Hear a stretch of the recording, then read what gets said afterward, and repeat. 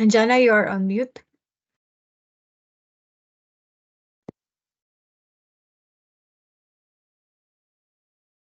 Yeah, sorry. I was saying good morning to all, and before we start and give to the moderator, I just want to repeat the housekeeping rules. We would request all the participants, in case they have any technical issues, to share it on the chat. A member of our team will try and help you. We request for your patience to allow for some time in case of delay due to internet connectivity. The participants can share their questions and are most welcome to be very active participants by typing their messages in the chat box. And I would like to let everybody know that the webinar would be recorded and recordings will be shared on the event page. And I would request all participants to kindly keep their mics off till the moderator requests them to join in for question and answers. And we will have question and answer session at the end after the two presentations. So kindly bear with us, put your questions in the chat area, and we'll call you once the presentations are over. Thank you. We have our director, Mr. Oliver Chingania, and the moderator, William, and both the presenters are here. So, Director, if you permit, shall we start? We have about 63 people now. So, for sake of keeping time, I think others will join in. So, William, kindly take over. Thank you, William. Thank you, Anjana. Thank you all the participants for joining us on this webinar on the use of big data for nowcasting. My role will be very simple. It's actually to introduce the speakers and the opening remarks. So this webinar, we are going to have our director, Mr. Oliver Chinganya, who will actually open and give some remarks on the topic. Then we have two presenters, very able presenters. From our own African Center for Statistics, we actually have our statistician, Isofo Sanda, who will actually make one of the presentation. Then we have Nilanjana Roy, who is the Deputy Director General, Department of Revenue, the government of India.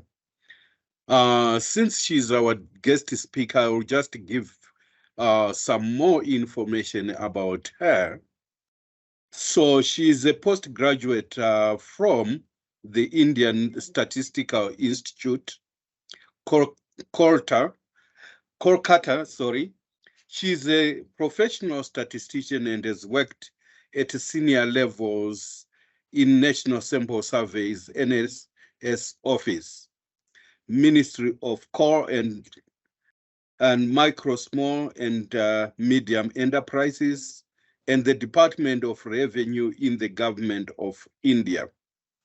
Her work experience includes data management, data analysis, survey report writing, particularly in areas of health, education, consumer expenditure, and unincorporated industries.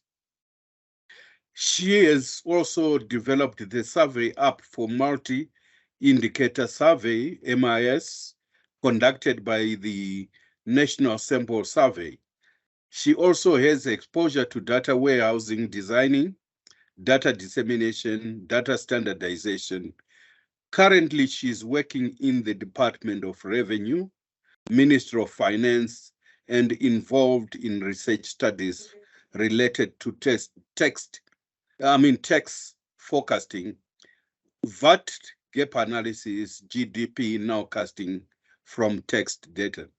So that gives you a brief introduction about our guest speaker, and you can actually see that today's webinar is actually being presented by people with very good experience.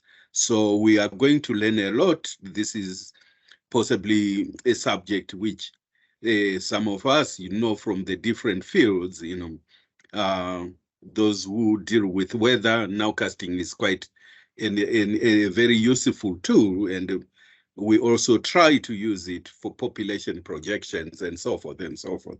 So it's a very useful tool in economics, but it also can be applied to other fields. So without further ado, let me uh, give the opportunity to our director, Mr. Chinganya, to actually give us the opening remarks or welcome remarks. Over to you, Oliver. Thank you, William. Thank you, moderator, and thank you also, Ajan, and thank you also the presenters that are here, and those that are joining us today. I want to welcome you all to this StatsTalk Africa webinar series. As many of you that have been here before, that you know that the main objectives really is to provide space for a dialogue regarding data, statistics, and innovative tools with data experts and users. It's positioned as a knowledge-sharing platform, as you know, promoting dialogue among data experts and users. And this time around, we even have someone from outside the continent coming to speak to us. It aspires to unpack complex statistical concepts and terms for better information utilization. So the StatsTalk Africa sessions, first of all, just to emphasize that it invites experts within ECA, and want to insist that ECA, member states within the continent, development partners, the academia, and also those that come from different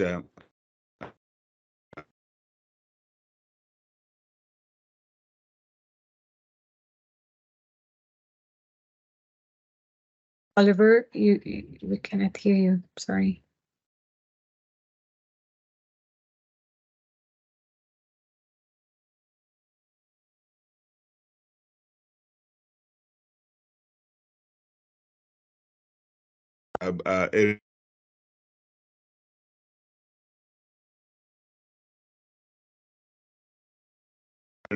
areas associated. So it's about big all the time. We've had a session on this before, and I believe we have some understanding of what it is about. Big data has the potential of providing a means to capture economic activities that may be missed by traditional data sources. For instance, the sharing economy, characterized by services like riding sharing and short-term rentals, often escapes the scope of conventional economic data collection. But big data itself allows us to tap into these emerging sectors, providing a more accurate and comprehensive picture of economic activity. The second presentation, as you will see, what is going to be said today, we'll discuss current tools and techniques and some best practice. This will be followed by some discussion on nowcasting of GDP using machine learning to support the generation of more frequent statistics. We have also discussed this theme as well before about machine learning. While big data offers the rich tapestry of information, machine learning provides the tools to weave this data into meaningful insights. Like traditional statistical methods, machine learning algorithms can automatically learn from and make predictions based on data. They can identify complex nonlinear patterns, adapt to new information, and improve over time, making them exceptionally suited for nowcasting tasks. By merging these two, which is the big data and also the machine learning, which one would call the main powerhouses, we can revolutionize our approach to nowcasting inflation and the GDP. Imagine being able to predict a surge in inflation based on real-time consumer behavior on e-commerce platforms, or nowcasting GDP growth by analyzing satellite images of industrial activities. These possibilities are vast and very exciting, and this is what we're going to be hearing today. So in today's webinar, we have two speakers. And one of the speakers, these speakers are going to delve into much deeper conversation into practical applications, challenges, and prospects of using big data and machine learning for economic nowcasting. They come from diverse backgrounds, as already heard, some from academia to industry, bring a wealth of knowledge and experience to the table. we're all looking forward to hearing a little bit more about this today. So as I conclude, let me remind ourselves that StatsTalk Africa session is not just a platform for passive learning. It's a community, a melting pot of ideas, experience, and insights as Africa strives towards harnessing the available technologies and innovations on its pathway for transformation. So the technologies we're talking about here, like machine learning, potential big data, will help us shape up understanding of informal and informal decisions, and more importantly, to help craft a brighter and more prosperous future for the continent. So I want to thank you once again, and thank you, particularly the lady that is coming from India, to really talk to us about her own experience, and then it will be coupled with what our own colleague from ECA, Yusuf, will also be discussing. So over to you, and thank you very much to everyone that is here on this call. Thank you. Thank you so much, Director, for giving us a very good rundown of the webinar, what it contains, and the fusion of two methods, which actually takes into account technology and new approaches, machine learning, AI, and so forth. So without further ado, let me call on our, can I check, Anjana, who is the first, Nalinjina or Isofo? Yeah, Nilanjana, you can call first. Yeah. Okay, so let me call our guest presenter to upload her presentation and make her presentation. From now, I should say Anjana will take over the facilitation, because I also have a session which I have to go and chair at the conference center. So thank you, Anjana. You wish you the best, and Nilanjana also the best with the presentation. You can go ahead. Thank you. Thank you, William. Thank you so much. Yeah, Nilanjana, kindly share your presentation. William has welcome to you, Nilanjana, to the StatsTalk India Africa series. We have these series in a regular manner on demystifying various concepts. We are very happy that you have joined and are going to share your work. William has already given a brief bio of Nilanjana, so we just move ahead. And you will have Nilanjana about 15 minutes, max 20, so kindly maintain the time. Am I audible? And am I audible? Yeah, you are audible, but we don't have your yeah, now I can see your presentation also. Okay. So with the permission of the chair, let me start. Thank you very much for such a kind introduction. Today's topic, I will be talking and giving me this opportunity to share my work experience in the field of using non-conventional approaches and estimation of GDP growth. Even though it is the GDP growth is written on the title slide, however, this kind of non-conventional approaches can be extended to estimate growth of any macroeconomic indicators. So as you all know that for a country, what GDP measures it, how big is the economy and how well it is performing over the years. And for the traditional conventional method, system of national accounts is used by National Statistical Agency for compiling the GDP. So if we go into the detail, what is the frequency of GDP estimates come up the national NSOs come up by? Generally, these are annual series, and at the most there are quarterly series. Now the question is whether the annual and quarterly series are using the same set of data sources. No, the answer is a big no, because the annual series, as per SNA, collects data from a very large number of sources, which is quite time consuming. And not only that, the sources also cannot provide data before the end of the financial year, or many of the times before the audit, they cannot provide data.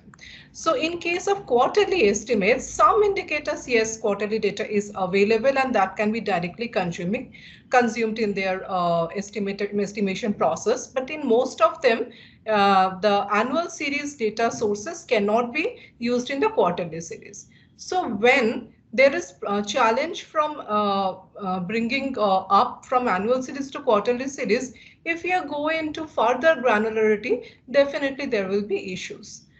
So there is a very high demand for moving from getting estimate or getting an idea about how the economy is running on a monthly and weekly basis. So there is a constant demand from the policymakers in every country for bringing out monthly and weekly tracker.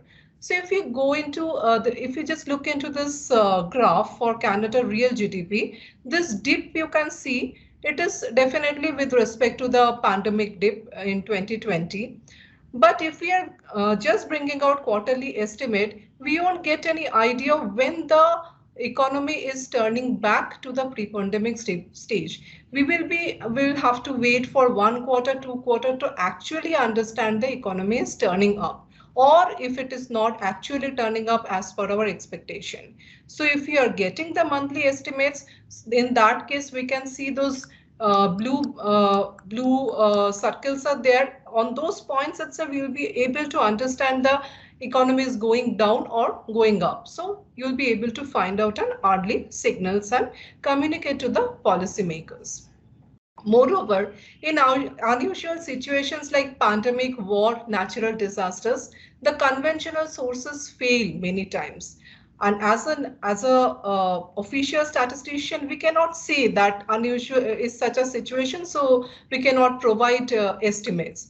We have to look for the unconventional sources of data and unconventional methods to find out estimation process for giving GDP growth rate or any macroeconomic growth rate. So we have to either use independent estimate of economic indicators, or we have to augment our traditional data sources when all the data sources are not working fine in an unusual situation. We have to augment traditional sources with estimates of economic with the non-traditional sources.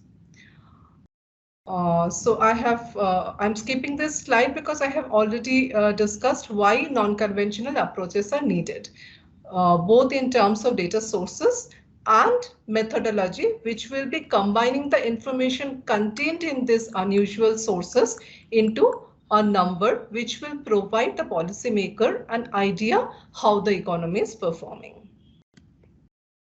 So there are two kinds of non-conventional approaches broadly. There are parametric approaches and there are non-parametric machine learning approaches. So I will be talking one method each from both parametric approaches and non-parametric approaches.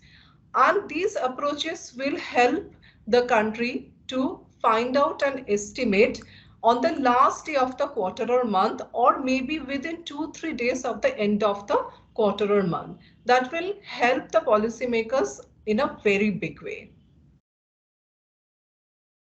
So all said and done, non-conventional approaches has its own challenges, and the most important challenge is in terms of choice of indicator.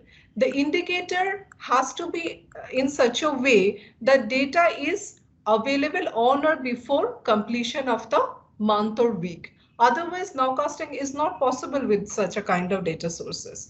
It has to be usable with minimum processing needed. Because in nowcasting, the word now is very important. We cannot waste time in processing of data. If a indicator is very important for the economy, but it has a lot of junk data and statisticians need a lot of time to clean it up, then it is not usable for this kind of model. Then it depends on the structure of economy. If the structure of economy is more formal in nature, then it is expected the number of indicators needed for defining that economy will be much less. Whereas if the percentage of informal part in the economy is more, the number of indicators needed will be much more. And last but not the least, the cultural aspect of the country also defines the kind of indicators needs to be used.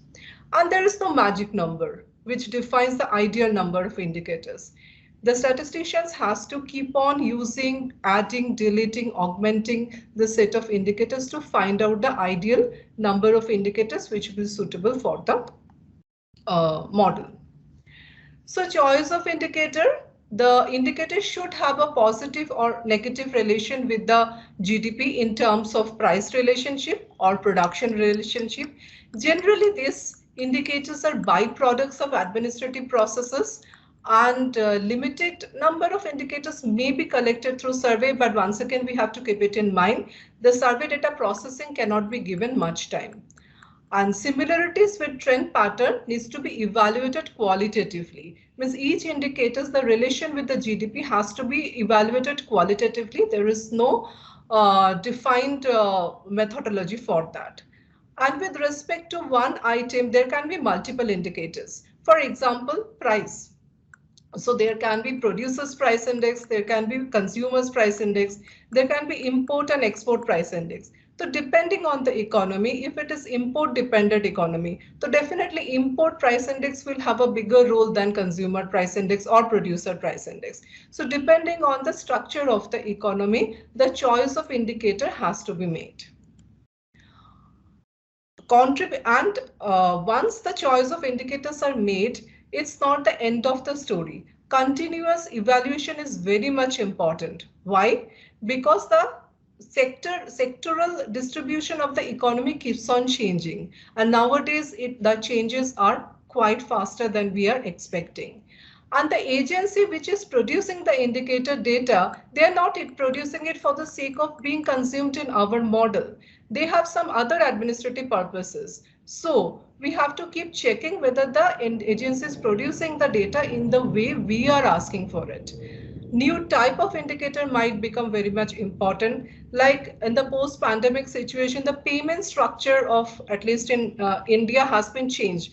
The kind of purchases has transferred from offline to online. So that kind of indicators have suddenly become more important than other indicators. So reviewing suitability of indicators is a continuous task, and how frequently a country will be doing it. It depends on the availability of the resources and definitely depending on the structure of the economy.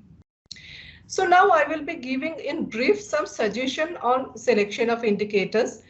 Very briefly, for production or turnover related indicators can be the indices of production, the trade index, like wholesale trade index or retail trade index, construction indexes. In case construction index is not available, the number of building permits granted can be a substitute for the judging the growth of the construction sector. Number of personal car or commercial vehicle registration. This is a very good indicator for judging how the economy is running. Then production of commodity on agricultural sector, mineral sector, etc. Sometimes monthly production of agricultural goods are not available. In that case, arrival in the market, that data is available in most of the cases. That can be a proxy for the production data. Different price indices, I have already talked about it. Then labor market related indicators like unemployment, wage rate, etc. External sector, import and export of goods and services, official reserve assets. Then economic sentiment, like consumption pattern of the economy is very much important, but there is no time to do a full-fledged survey. So consumer confidence survey can be used for a small representative survey sample, and that can act as a proxy for the consumption pattern of the economy. Then general government related indicators, financial market related indicators like interest rate, exchange rate with US dollar, stock market related, like in case of India, we are using Nifty 500, spread between lending and borrowing rates. Then transport related indicator. Transport is also another big sector which represents how the economy is moving. Air cargo and airport footfall, railway freight movement, railway passengers movement. These indicators become very much important in terms of as a proxy indicators in case of India. Then financial indicators are generally produced by central bank in a very regular frequency. Then payment structure related indicators I have already mentioned about it, like number of online transactions, number of UPI. So this list is only indicative in nature. When someone is building up these models, so they can refer to this indicative list and make their exhaustive list depending on the structure of their economy. Now I will be going directly to the machine learning method I have used. One is the Google Trend data. So what is Google Trend data? In Google, we all do search operations to know about different terms. So now Google Trend comes up with a set of sample data which are based on these searches, and this data can be sampled out based on the time period the searcher is mentioning and the geographical location, and it is anonymized, categorized and aggregated. Anonymized, we all know who is searching, we won't come to know. Categorized because one particular term like unemployment, maybe I am searching with unemployment, someone is searching as unemployment rate or unemployment employment opportunities, like that. So these two, all these same category terms are categorized into one category, and the frequency is produced by Google Trend. And the search results are normalized, means it is the data will be between 0 to 100. 100 means some category 100 search operation frequency is 100, means that is the most popular search happening in that region in that particular time frame.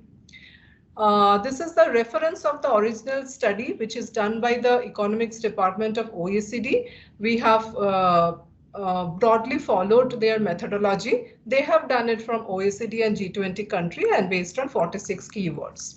So when we are going into the detail, the two terms you need to get familiarized with. One is topic search and one is category search. So what is topic search?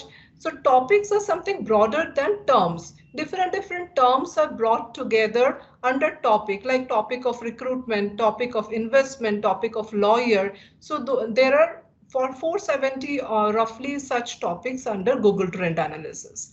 GT provides sample from all searches related to the specific topic. For our analysis, we have used 23 topic keywords. Category keywords are larger than topic, broader than topic. One category includes large number of topics. And GT provides sample from all searches falling under specific topic, a specific category, sorry. For GT analysis, for our analysis, we have used 88 category keywords. Some of the examples given here, like autos and vehicles, luxury goods, pharmacy, job, etc. There was a small video for the paucity of time. I'm not running it, but the slides will be shared, so whoever is interested can go through it. It describes how the category and topic searches can be performed depending on the keywords of the interest of the economy of that particular country, how that can be downloaded for a specific country for specific time frame. So once the data search result with respect to all the keywords has been downloaded, so these keywords, these search results is nothing but time series data, and we all know that time series data has trend. And in case of India, the data had a polynomial trend. So we have fitted a polynomial of degree 5 and detrended the data. So once the data is detrended, next we have to take care of the seasonality. And there are different methods of seasonality, getting rid of the seasonality. We have differentiated log difference with the same data of previous year, same month of previous year. Once we have taken care of trend and seasonality, there is one more issue in the Google Trend data. 2011 January and 2016 January, Google has changed their policy of data dissemination. So we need to make some adjustments. The adjustments are given in details in this slide. I'm not going into that. So that adjustment has to be done for taking care of these breaks. So once these adjustments are done, then the data is ready for feeding into the your model. So the blue line is the actual search data. The orange trend line, you can see there is a polynomial trend line. So once the seasonality trend and breaks are adjusted, the green line is the data which will be the input data for our Google Trend model. Here you can see the example of keyword grocery and food retailer category, and another example I have given for a keyword topic, which is financial crisis. Once all the input data, all the input search results are detrended, seasonally adjusted and break adjusted, they will be fed into this input layer. Then the data is fed into a neural network of two hidden layers. The first layer has neuron of 300 neurons, whereas, the second layer has 10 neurons. And once it has gone through it, the output layer will be having the growth for the GDP. So this is the result. I am showing it for quarterly so that you can understand how it is moving against the official estimates. So the predicted estimates are given in the orange line, whereas blue line is giving the Google trend estimate. You can see the trend is more or less same. Maybe during the pandemic period, there is some difference in the magnitude. However, the magnitude difference is not much. It's not that the actual data is showing an upward trend and the Google trend data is not showing downward trend. It's not like that. The trend is exactly same. There can be slight magnitude change.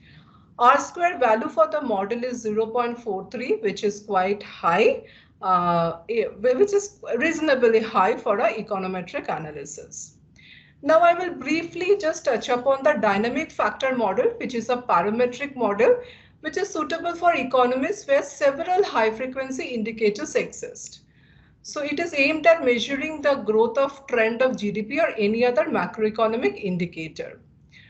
Suitable for nowcasting, but not for 1 year, 2 year, very long term. It is very good methodology for forecasting for a very near future, like few months or maybe 1 or 2 quarters, like that. So what kind of high frequency indicators we have used for DFM are given here. I have already discussed in detail about it. This also needs some pre-processing, like it's always advisable to do a log transformation for econometric data for stabilization of the variance, and lagged value of indicators are taken of period 1 or 2 depending on what kind of data, what kind of high frequency indicators it is, because generally all the economic indicators show stationary. So we have to, non-stationarity. So we have to bring it to stationary. Each indicator value is then further standardized. So we have to take care of 3 things: log transformation, second is stationarity, and third is standardization. After that, you can see the log transform data of unemployment rate. This is one of the indicators we have used as an input in our dynamic factor model. The other 2 are index of industrial production, and the third one you can see this is a result of a consumption confidence survey. So what is the philosophy behind this dynamic factor model? We believe that we believe that there are 1 or 2 factors which are actually controlling the entire economy and which is actually affecting into the growth or decline in the GDP or any other macroeconomic factor, whereas we cannot observe them.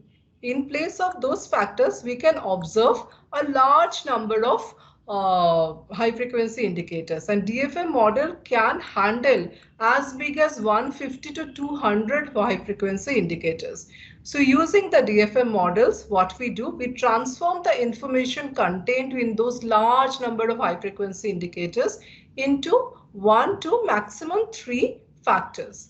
And after that, those factors are regressed against the GDP or any macroeconomic indicator variable of interest to estimate the model. So this is the philosophy behind it. The codes related to both DFM as well as for Google Trend analysis, everything is available readily in GitHub. Lot of literature is also available. We have also referred to all those literature and fitted the model. This is the representation of whatever philosophy I have talked about. Here Xi's are the high frequency indicators, whereas F is our factor which we are trying to estimate from Xi's. And in our model, we have used only one factor, but if it is not enough for any country, 1 to 3 factors can be used. And we have allowed the factor to be autoregressive. And once the factors are estimated in step 2, those factors are regressed on the economic variable which we are trying to estimate. It can be GDP, it can be inflation. In our case, we try to estimate the indirect tax collection using this method. And once again, you can see the blue one is the actual figure, whereas the orange one is the factor predicted indirect tax collection. And the focus was quite precise, and the root mean square error was quite low within a very acceptable limit. So target variable, here you can see that 1 month lag value of the indirect tax collection, and factor construction for that we have used 10 very high frequency indicators. So as a conclusion, yeah. So an economic nowcast has to be current and model based. No manual intervention is acceptable in that. It should be replicable. It should be continuously updated and time granular. And on the whole, it will provide a summary which approximates the macro growth rate. So target variable can be anything. It can be GDP, it can be inflation, it can be forecasting of tax collection, it can be industrial production, and next variable can be purely traditional macro variables, or it can be alternative data sources like Google Trend, or it can be a mixture of both. There are other models also used in this field, like computationally intensive nonlinear techniques, which even work better than DFM model, that is dynamic factor model, and other machine learning techniques like random forest, etc. there, which is outside the purview of this presentation. However, I mentioned in case if anyone wants to use it. Thank you very much.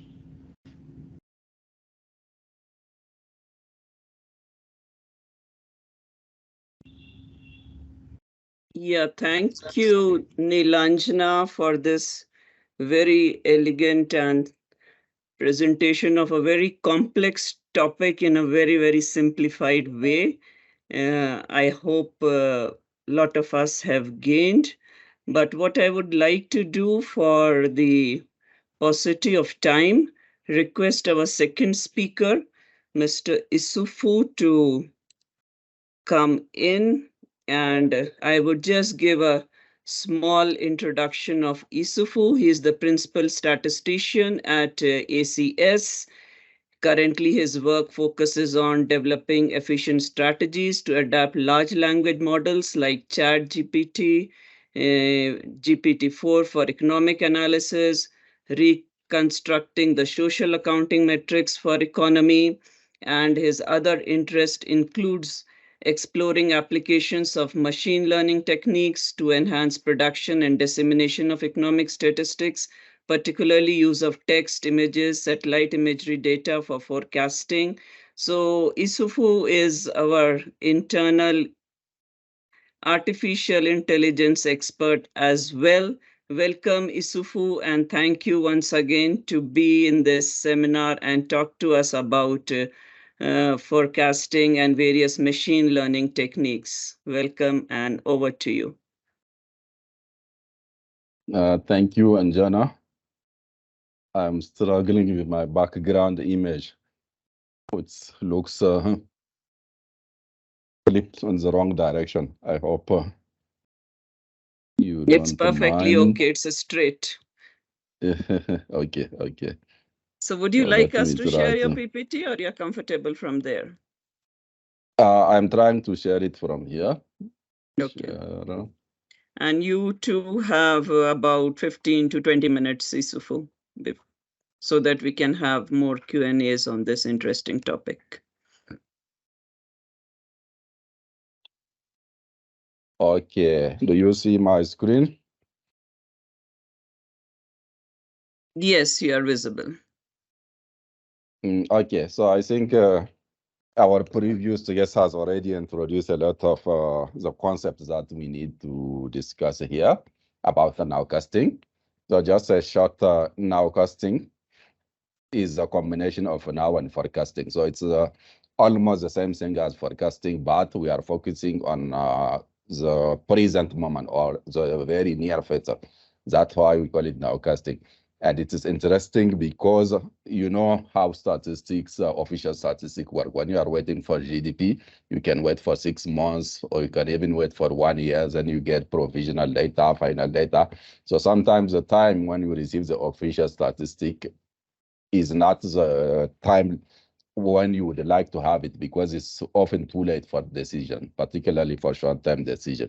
This is why when you are producing this statistic, if you can do some nowcasting, it becomes more interesting for economists because they have almost real-time data. So this is something that is often missing in our official statistic and preventing their use, because you are not doing the nowcasting and you are giving the official statistic a little too late. So as we are going to discuss the use of machine learning, we'll just go over the traditional methods that are used for nowcasting. These are things that most statisticians, I'm sure, have already used, most of you, like the linear regression model, where you try to fit some function and have the trend of the GDP, then you use the trend to forecast, or the vector autoregressive. It's almost the same as a linear regression, except that you are using vectors instead of one-dimensional variable, and then you can have some interaction or some correlations that will be captured, or you have also the vector error correction model. I think these models were used a lot, particularly those who are in central banks. We know that the GDP generally is not stationary, and when it is not stationary, you can use this vector error correction model to have a good forecast or a good model of the evolution. Then we have also the factor models. We have mentioned some of them in the previous presentation. The idea behind the factor model basically is a dimensionality reduction. When you have so many variables, you want to have the main component that you want to use, and then you use this component to do your regression. This is what I think was used in what our guest has presented before. So these are also a set of models. Then we have bridge models. These are models where you want to make the projection of a low frequency using high frequency. For example, you have annual GDP and you want to use some monthly price to do the projection, or you want to use some quarterly. So this is why it is called bridge. There is a question called bridge equation that you can use, and then you will use high frequency to have a good idea of the low frequency. There are also professional forecasts that institutions are using. So there is a human element inside, or an expert element inside, or we call it a consensus. Or you have many models and you look at them, you say, okay, this model is more likely than this one. This is also one way. And then you have judgment adjustment, where you can ask the expert. So all these are traditional methods. You have moving average, you have temporal disaggregation, surveys, economic theories. So all these methods already exist. What we want to see is what is the value added of big data and machine learning. So first, we need to understand, particularly in the case of Africa, why it is so important for us. Having good prediction of the GDP. And first, it's good for economic policy and planning. When you are planning some policies, you need to know how your policies are working. Or when something is happening in the world, you want to know how it is impacting your economy. You need to know it fast in order to take the decision. For example, the COVID, once the trade stop, you need to know where things are going, which prices are going high, what should we do. It's also important for investment and debt management, because when you are managing your debt, you need also to have a good projection of your GDP to see the ratio between your GDP and the debt. All these aggregates are important, and also for SDGs. So even though it's important, the problem in Africa is a lack of data. This we all know. We have data scarcity because it's difficult to produce this data. It's costly. We have informal economies, so a lot of things are hidden or difficult to measure because they are not registered. And then we have rapid changes. As I was mentioning, sometimes there are changes that are going very fast, and we need to know fast what is going on. So the value added of big data and machine learning is that there is a capacity of processing vast amount of data. This is very important because now we can use a lot of information to have a good idea of what is going on in the economy. You have the adaptive learning. So these methods, they can adapt very fast to the data. So if something is changing, they can capture it and improve the prediction. Then you can also incorporate different sources. So you are not only using the traditional sources, you can use social media, you can use imagery, you can use online transaction, and so on. This we will see later. And then you have the complex pattern recognition, because this model has the capacity really to capture very complex patterns that is not easy to see using traditional models or even human expert.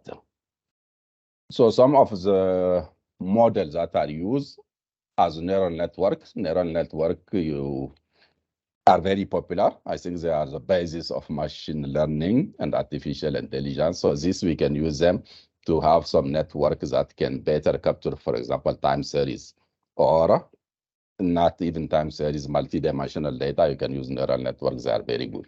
Then you have also a method called the random forest. Random forests are our most traditional methods. They are boosting methods. It's a method where you use decision tree, or you have several decision tree, and then you try to combine them to have a more optimal decision tree. So it's called ensemble method, where you use different models and try to aggregate them to have a better model.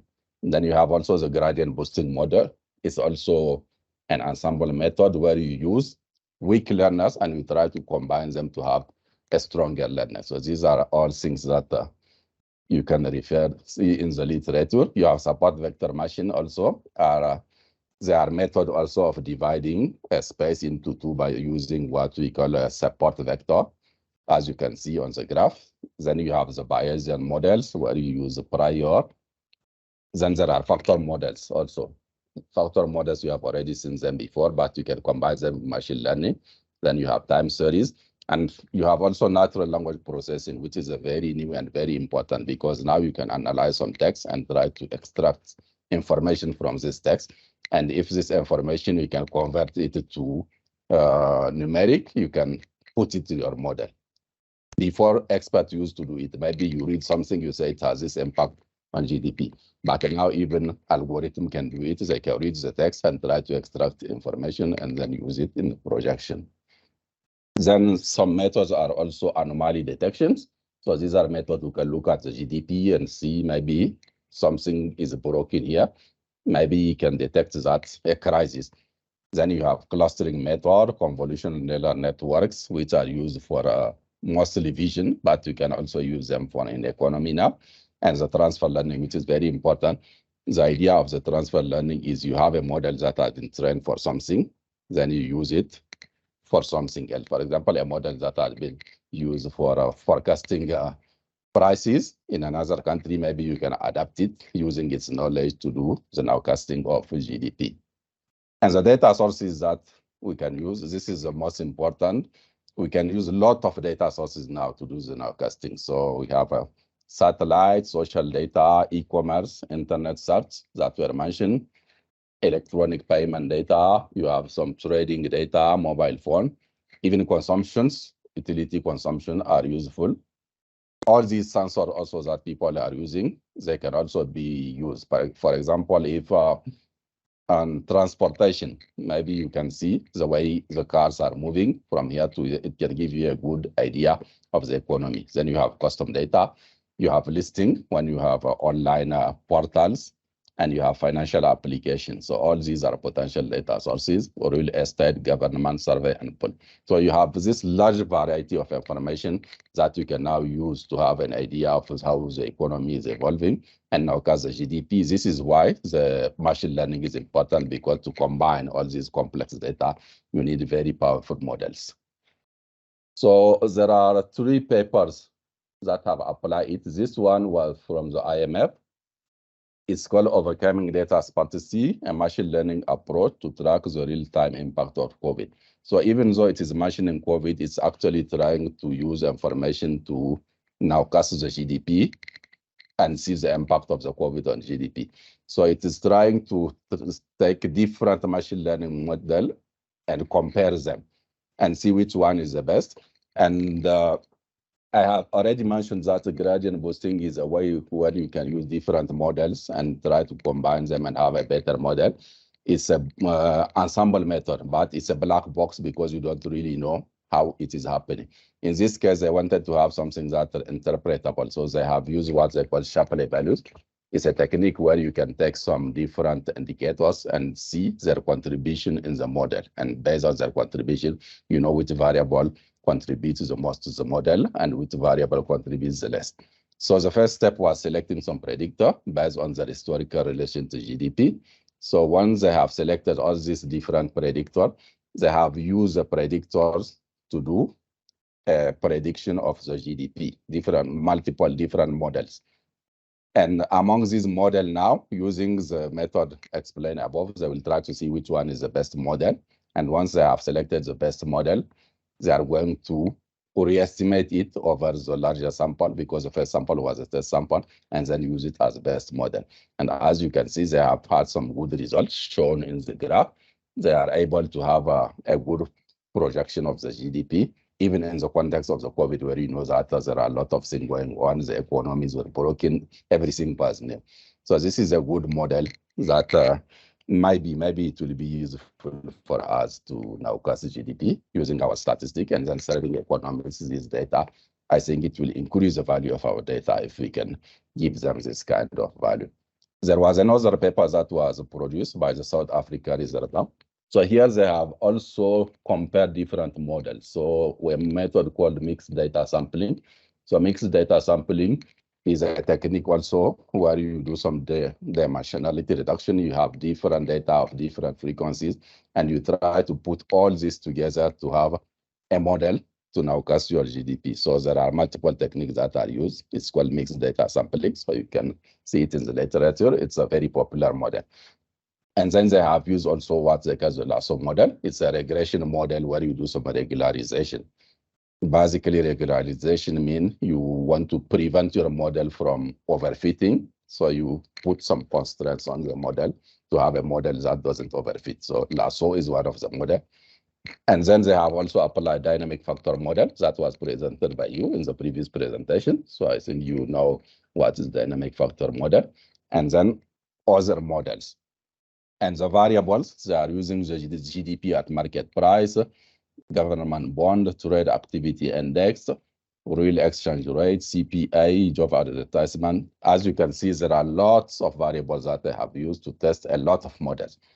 And once they have tested these models, they will arrive to the models that they consider as the best. So they have estimated several models, and they were compared for accuracy using a benchmark. And this is what finally it has produced. As you can see on the graph, there is a comparison of the performance of the different models.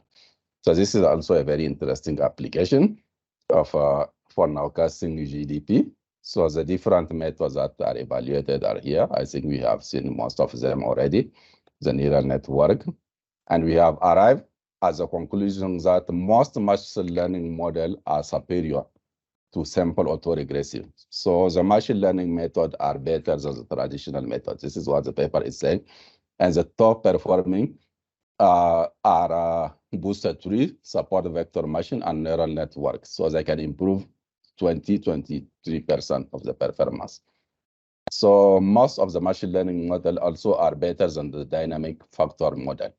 So here also we can see that there is a value added using machine learning and big data because the model are more performant. The cost, of course, of the performance is sometimes black box. You don't really know what is going on behind. But if you use explainable models, you can still explain why the model is working better. So this is the end of the presentation. Thank you. I hope we will have time during the discussion to better explain.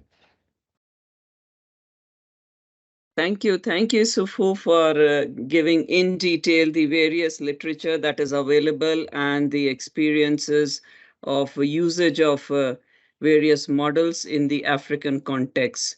I think we can now open the floor for Q&As.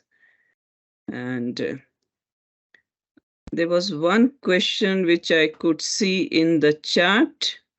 Let me take this first before we go ahead. I think this question is from, I can't see the name of the person. From Director Idrissa? Idrissa. Yeah, it's Oh, Director yeah. Idrissa from NSEA. Yeah. So would you like to open your mic and ask the question? I'll just read it here otherwise. Can you come in? Are you able to hear us? So the question is in relation to the question of seasonality mentioned, how do we deal with the appearance of new products? So Nilanjana, would you like to take this question?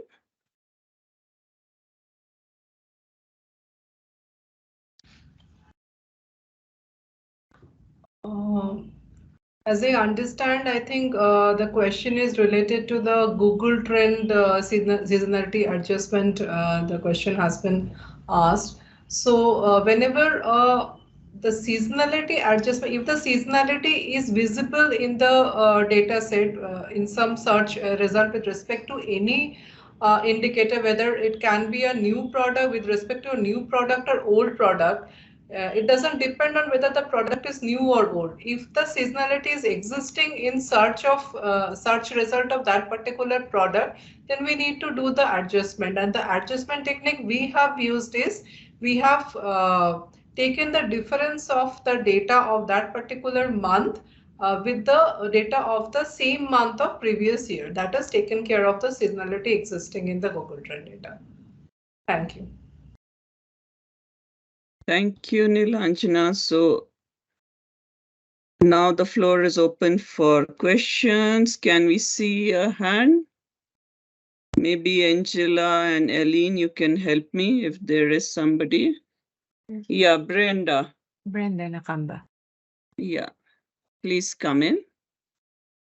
Yunus, the mics are Okay. available now? Okay. I don't know if you're able to get me. Good morning, everyone. Yeah, Yes, we can hear you, Brenda. Okay, Yeah, thank you please. so much. My name's Brenda Nakamba from Zambia Statistics Agency. Well, I want to say thank you for the wonderful presentation. And thank you also for UNECA to organize this particular webinar. I believe that it's a meeting that has come at the right time when National Statistical Offices are moving into transformation and modernization of official statistics. So this is really an important presentation that we have had today. Thank you so much. So moving to my question, I only have about two for the first presenter. So the first one, I just wanted to understand, I think I got mixed up in the presentation. She started with the Google Trend analysis, trying to explain what it's all about. And then I think later on, she moved to the non-conventional methods and then the time series. So I was trying to understand the three methods. If there are methods of data analysis, or maybe, I don't know, they fall under one. Maybe these other two, they are the subheadings of Google, of non-conventional methods. If I say Google Trend analysis and time series, I wanted to understand if they fall under non-conventional methods, or they are standalone tools that one can use for data analysis. Then secondly, I just wanted to understand, I think on the challenges of non-conventional methods, there's somewhere where the presenter mentioned of saying lack of data. That's one of the challenges. So I just wanted to know or understand what is the minimum number of observations that are required for one to conduct that particular analysis. Thank you so much, Chair. I rest my case. Thank you, Brenda. Nilanjana, can you answer? And then we can ask Isufu also to chip in. Yeah, sure. Sure, ma'am. For the first question, in my presentation, both the methods were non-conventional methods. Conventional methods are as per the SNA, which following which the countries are producing the annual and quarterly series. But my methods, the two methods we have described, both the methods are non-conventional method. So for non-conventional method, both parametric and non-parametric methods are available. For the non-parametric method, I have used the Google Trend data and use the machine learning techniques to analyze that. So that is one technique I have described. And the second one I have described is dynamic factor model, which is a parametric model using the high frequency indicators, how we can estimate the GDP or any other macroeconomic growth. So I have given example of one parametric approach and one non-parametric approach. Yes, independently in isolation, any of the methods you can use for your purpose. The second question is, Just a minute, may I request the presenters and Oliver to put on the camera sure. so that we can have some photos also in between? Oliver, please. And towards the end, we'll request everybody to, so that we can have more photos. Yeah, as of now, I just request the presenters and Oliver, rest of you, please put off your camera for the bandwidth. We'll have for everybody later on towards the end.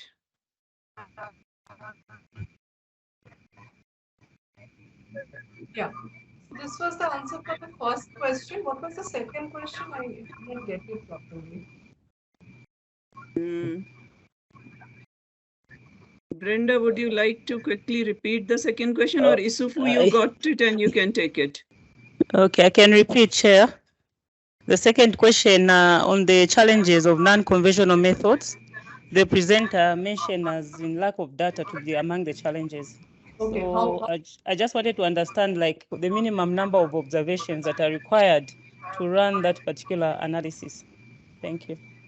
So the time period needed for the Google Trend data analysis, at least 5 to 6 years data, monthly data is needed.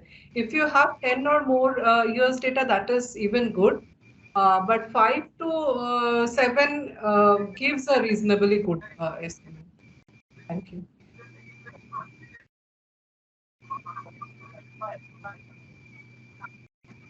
Is there any other hand up?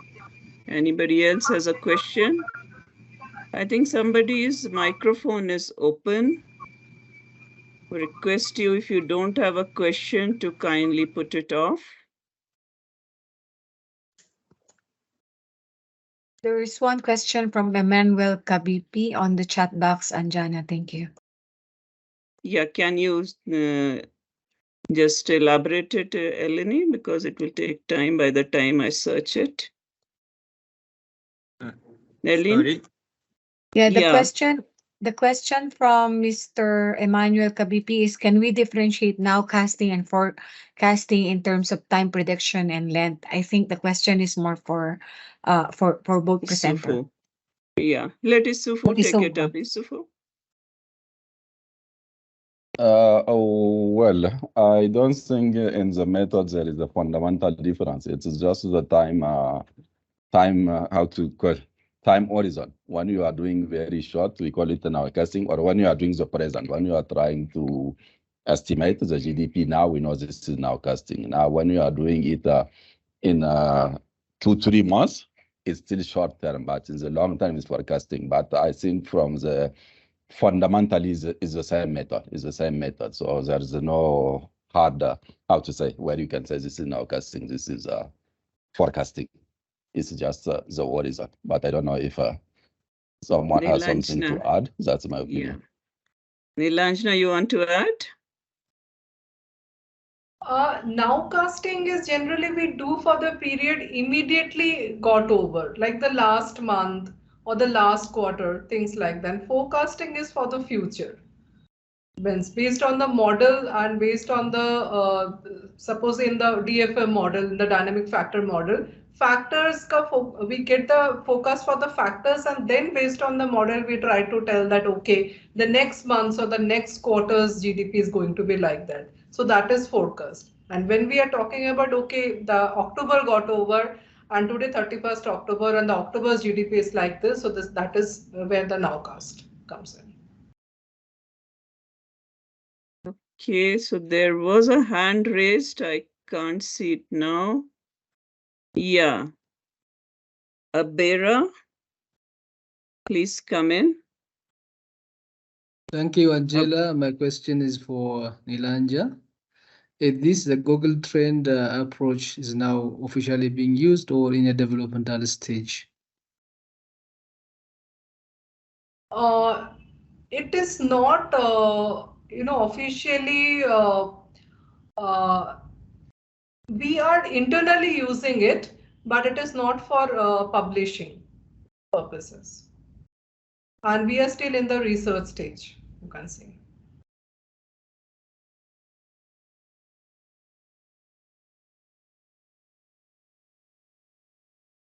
Anjana, you're on mute. Vinasia, yeah, Vinasia. Yes. Yeah, please come with your question. Yeah. My question is going to Dr. Isuf, and thanks for the presentation. I would like to know if, for example, if in Africa or at the level of UNECA or in some NSOs, if we have already the implementation of data augmentation techniques in order to try to fulfill the lack of data, or the situations that we get the data very late.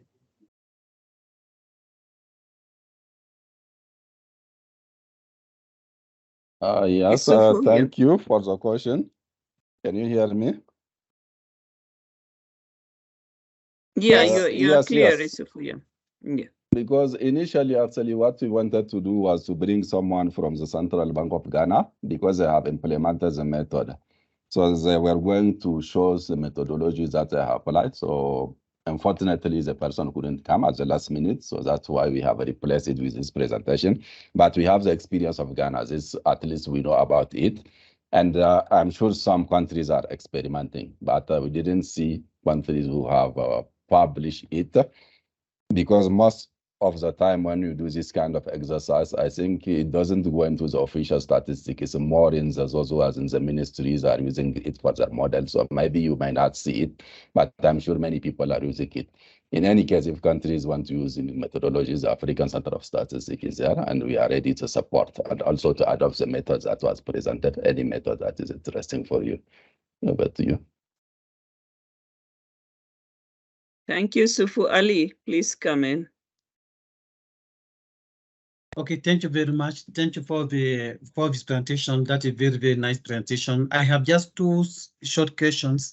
So for both presentation, the presenters talk about nowcasting and forecasting. I would like to know about backcasting, because even in statistical, we can see that in statistical purpose, you don't need the backcasting, but if you would like to do some analysis, some economic analysis or something, we need to have the backcasting, especially if we have a missing data. So I would like to know if we can use this method for backcasting, and what can be the limit.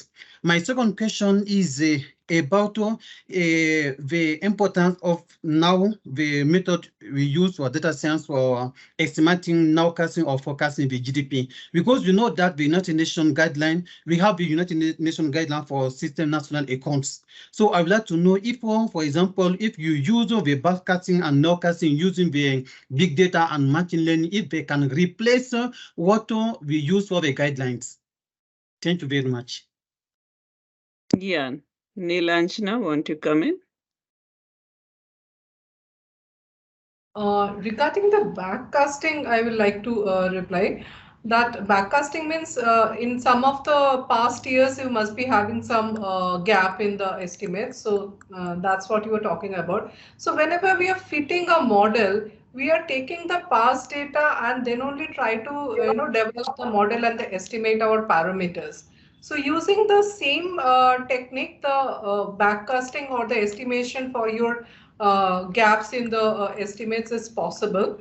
So more or less the philosophy is same everywhere, but means which data sets has to be used, and whether for that data gap here all other indicator values are available and all that depends. So when you are using the parametric model, that matters. But in case of Google trend analysis, if you're just doing the Google trend analysis for that particular gap year, definitely you can download the data for your for the country of interest for that particular time period, and the estimate can easily be done.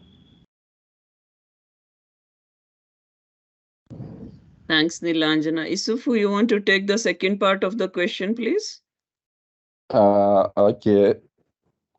You were asking if this method can replace the traditional method, if I understand well. That's I think this is a very complex question. Well, you know, National Statistical Office, the main role is quality control.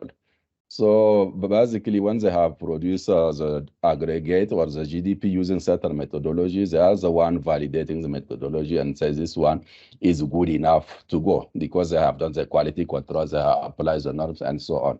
So the question is, this machine learning method, are they going to be validated or accepted as good enough for the GDP? This is difficult.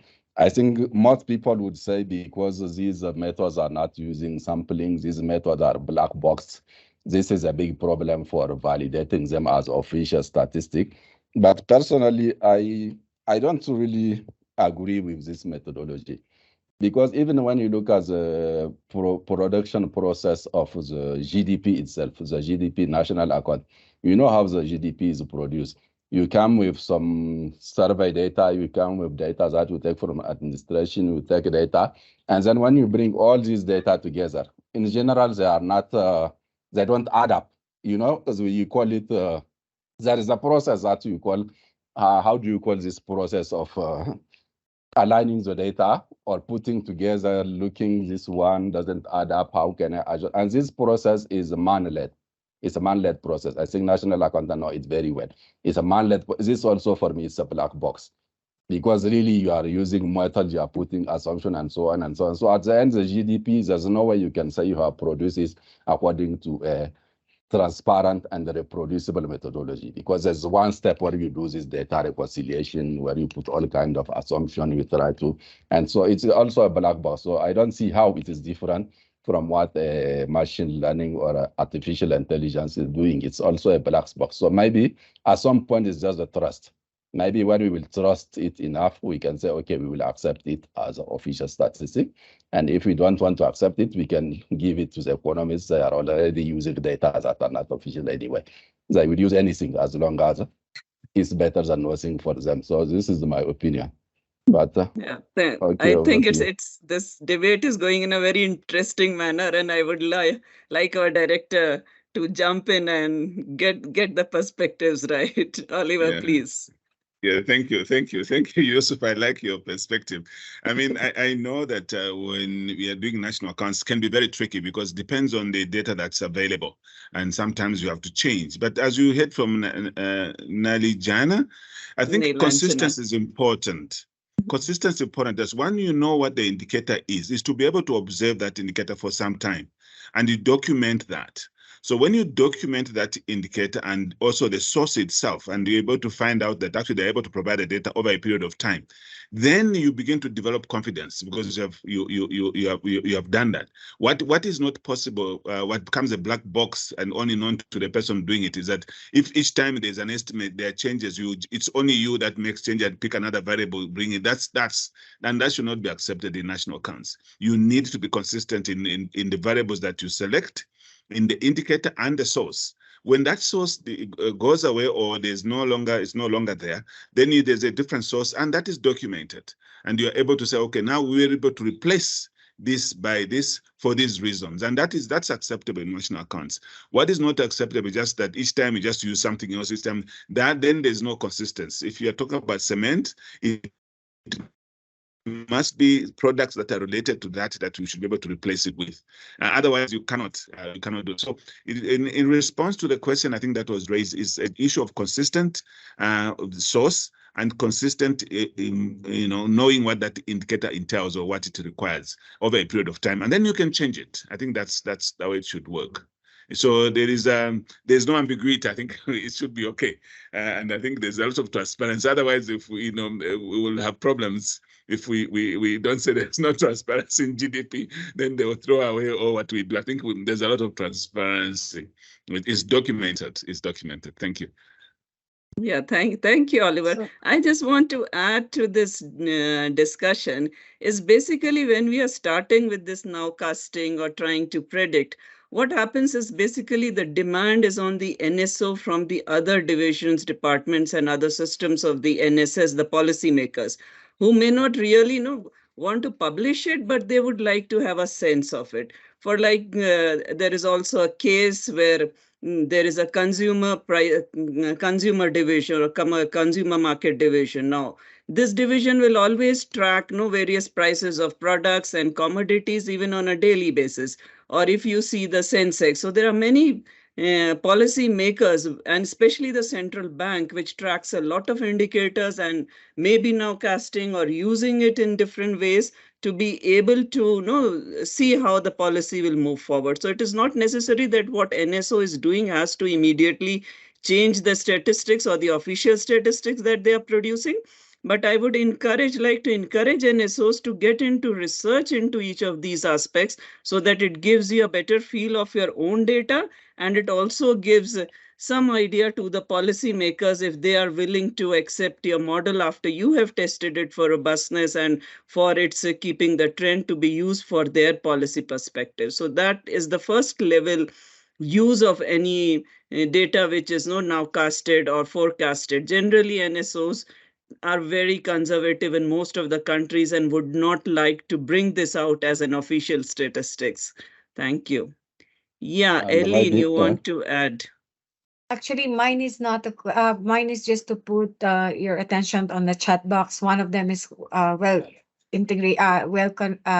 with the questions just asked, and it is from Noah Wasike. How well can one model with a set of data apply for another country? Example, the model for Ethiopia being applied on Tanzania.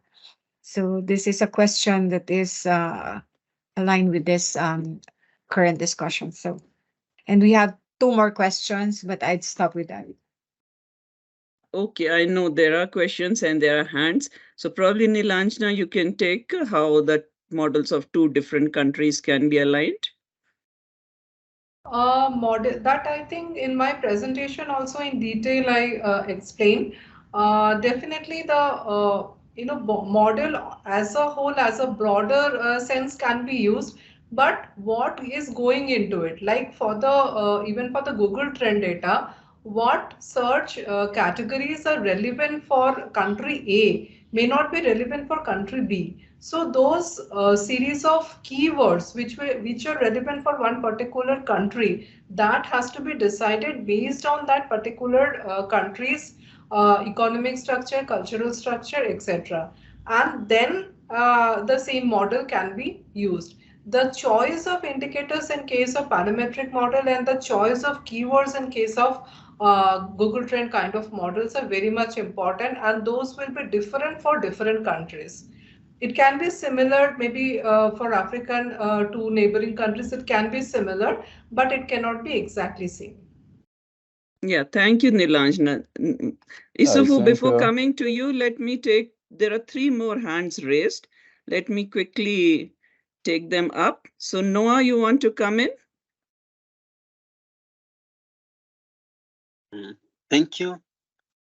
First is to thank the presenters, Angela and Yusuf, for your very elaborate presentation. I've liked the presentation. I also like to agree with the director, Oliver, that these models may not replace, but they are very important. For the case of Kenya, for example, we've had cases where they rebase the GDP. They'll say, for example, the previously reported figures were, for example, over. They'll say, for example, the GDP was higher than it was being presented. So I think these models are very important to give an alternative perspective to the numbers from the other estimations. Yeah. Yeah. Thank you. Thank you, Noah. Yeah. You have a question or you just wanted a comment? Just another comment is whether we can organize for more live demonstrations, for example, pulling the data from the Google Trends. Okay. Thank you. You can put this in our feedback. We'll then consider more and more presentations accordingly. Patrick, can you come in, please? Thank you very much. And thanks to the presenter for this very insightful presentation. I just want to make a comment on the traditional methods or the statistical method vis-a-vis the machine learning method. And what I want to say is the machine learning method, yeah, they are very, very good. They are emerging methods that are, helping us to do this task very, very fast. But in my own opinion, I still think there are a lot of things to be considered before adopting them fully. First, statistical methods gives us the opportunity. I mean, the traditional method gives us the opportunity for us to validate results, estimate, such as trying to test their significance and their impacts, do sensitivity analysis around all of them. But these machine learning methods, they don't really give such allowance apart from, okay, we have two machine learning methods, and then we're just trying to compare which is better using maybe criteria like the root mean square, the mean percentage error and such. So those are kind of like not really the main thing in validating whether a model is really doing very well. It's just trying to tell us this one is better than this and not really whether it is really doing the work as it were. And also the issue of overfitting is very, very common with machine learning models, especially with time series. And of course, in traditional statistical methods, we have the ability to, look into all of these and, remove it. And another thing I also want to say is machine learning techniques, the theory surrounding them is not fully developed yet. It's still evolving. I mean, it's still these machines bringing out these results. And of course, so maybe in the next 5 years, 10 years, we can start having some of these, the evolution will continue, and then we can start having these apparatus to really test them. However, there are very good methods to which we can, use and then compare with the traditional methods to see. And lastly, before I will just read, I've used this machine learning methods before in forecasting or doing forecasting for the the capital disposable income for Nigeria. And we saw how we use the Prophet model developed by Meta. We used it vis-a-vis the Sarima model. And we discovered that the Sarima model still gave a better estimate. I mean, a better reflection of reality than the machine, learning methods. They are not bad, but I still think we should be using them with caution. Thank you. Yeah, thank you. Thank you, Patrick. I think Boku had his hand up for a long time. Sorry, Sufu, I'm reserving you for the end so that you can then club everything. Okay. David, would you like to come in? I suddenly see your hand go down, but you were there for a long time. David Boku.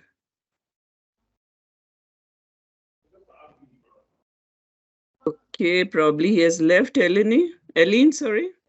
You have something to add? Yeah. 2 more questions on the chat box. On the chat, I know that. Yeah. Can you quickly bring them up? Yeah. Yeah, one is from Uduma Chinyere. Uka, how accurate are the predictions made through nowcasting using big data?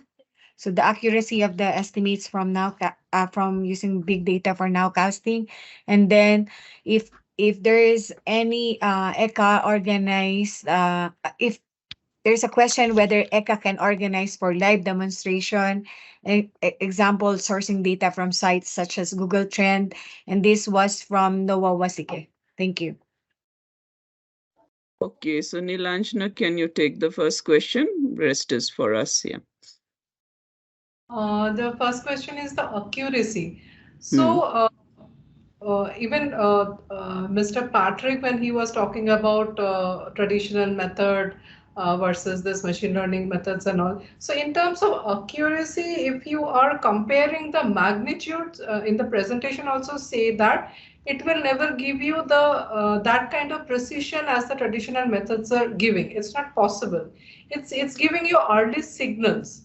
It's giving you early signals about the way the economy is moving, but it will never give you the exact magnitude the traditional methods are getting. So we are never talking about replacing the traditional methods following SNA using this machine learning methods. No, we are never telling that. We are just telling that we are augmenting the traditional method with this machine learning and other high frequency indicator methods so that the policymakers get an early signal, and so that even if there is some issue in the traditional data sources, that also is pointed out through this traditional methods. So if there is a very over a very long period the trend is going in the same way, certainly there is a very much divergence between the two methods, like one machine learning method and the traditional method, then we can understand that there is something wrong either in the way the machine learning is doing or in the traditional way. So the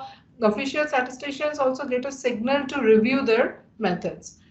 In terms of accuracy, once again I'm telling that it is not as accurate as a traditional method. It cannot be. It is only given early signals. Thank you, Nilanya. So we have just 2-3 more minutes. So Isufu, you can come in before I call the director to sum up.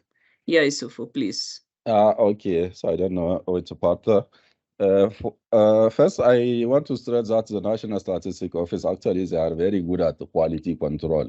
So I think they can apply also this quality control to machine learning method. For example, if you take the production of anything, even beyond the calculations, they have these committees that are going to meet to see if the data produced are reasonable. People from all the sector will come and look at it and say, no, this doesn't make sense based on what I know from my sector. And all this is a quality control that you apply. That's why when the numbers are out, we are sure that the experts have seen them and they are confident. So maybe if we apply the same quality control, wise people coming also from all sector looking at the prediction and saying it makes sense, it doesn't make sense, this will give more value to the prediction made by the machine learning. And the second thing in statistics also is the comparability.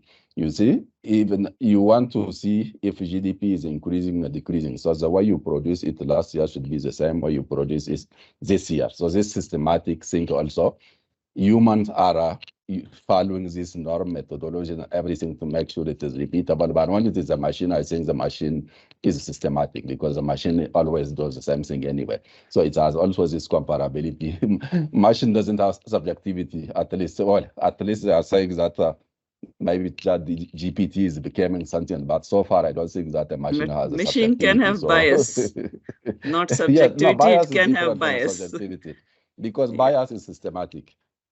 So if it's systematic, so it's still comparable, but subjectivity is something completely random. Maybe just because the person changed, I'm not going to use this method I use. So this is the difference. So this is also one advantage. Then I also wanted to comment about this idea of using a model for one country to another. This is very important with this machine learning. In traditional method, you don't have a big problem with that because when you use a regression model here, you can apply it if it's the same data, same nature. But with a machine learning model, there is something that they call the distribution shift problem. When you train a machine learning model on one data set, and then you try to apply it for another data set, well, the distribution is different. Generally, the performance that you get are poor. There are a lot of studies about it. This is because the distribution shift problem. But there are also a lot of methodologies that you can use. They call it adaptation methodology. So you can use one machine learning model for one country to another, but you should know that you need to do some adaptation or to make sure that the distribution of the data is the same. If the same distribution in the two countries, no problem. But if there is a change of distribution, you need to do some adaptation. There is a lot of literature on it. So this is also a specificity of this big data. They have this problem of distribution shift. And then also for the precision, I think it has already been answered. Basically, when you are doing nowcasting, the reason we are trying to do nowcasting now is because we don't have all the information. The National Statistics Office wants to have all the information before computing the indicator. It's going to take time, maybe 6 months, because they want to have all the information. we are doing it now because we don't have all the information. So it's obvious that the ones that we did with little information will not be as precise as the one that we did with full information. So the indicator produced by the NSO is always the best quality. But if you need something faster, then you use something lower quality, but doesn't mean useless. It's still useful because it can help save lives if you need to take a decision now instead of waiting. So this is the reason why the nowcasting will always be lower quality, but it doesn't mean it's useless. It's maybe very important because you need to take a decision now that might be saving many lives.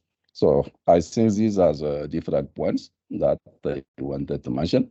I don't know if there's anything else that has been forgotten, but very interesting discussion, very challenging questions. Yeah, Thank thank you. Thank you so much, Isufu. Thank you, Nilanjana. And let me call our director, Mr. Oliver Chingania, now to give his views and to sum up. And along with that, I request all the participants to follow the link for their feedback and other whatever other views that they would like to have. Thank you. Oliver, over to you, please.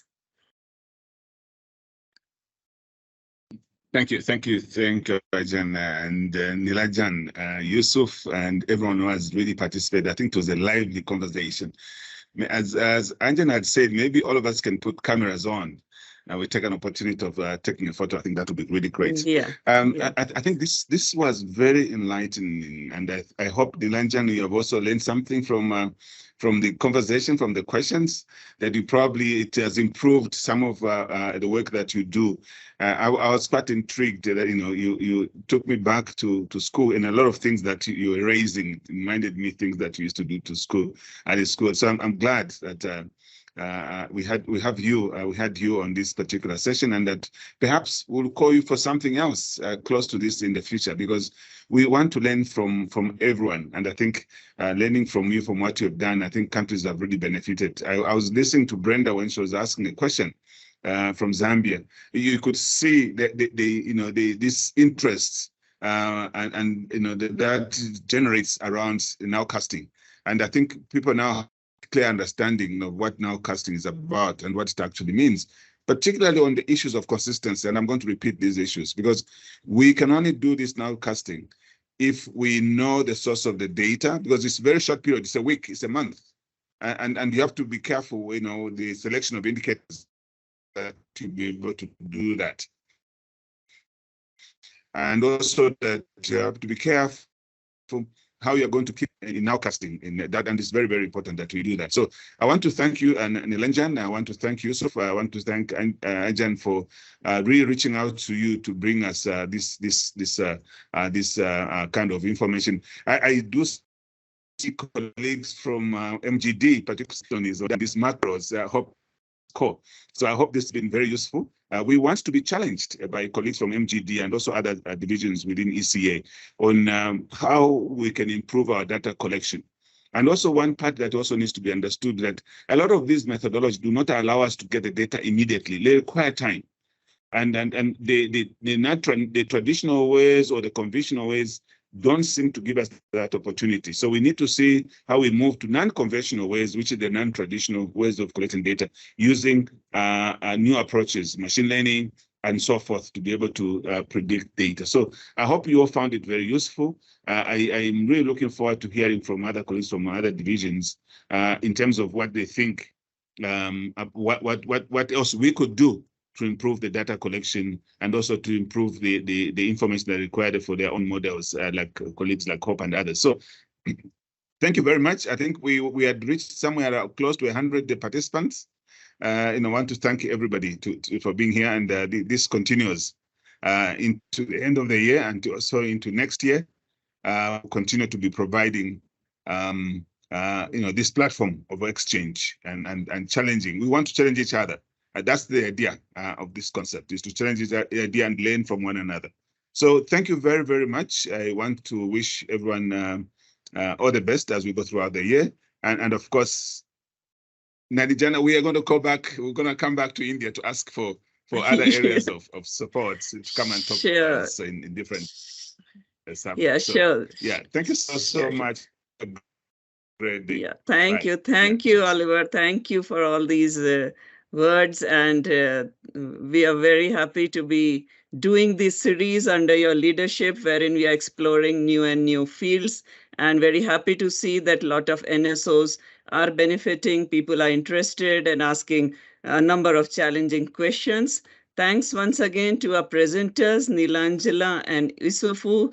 Thanks to William. Thanks to our team at the background, which sets up Jonas, Angela, Eileen, all the others who have been here, and of course, all the lovely participants. We hope to continue seeing you all engaging with us. And definitely, please give your feedback so that we know what new topics to take up. Thank you so much. Have a great day. Bye-bye.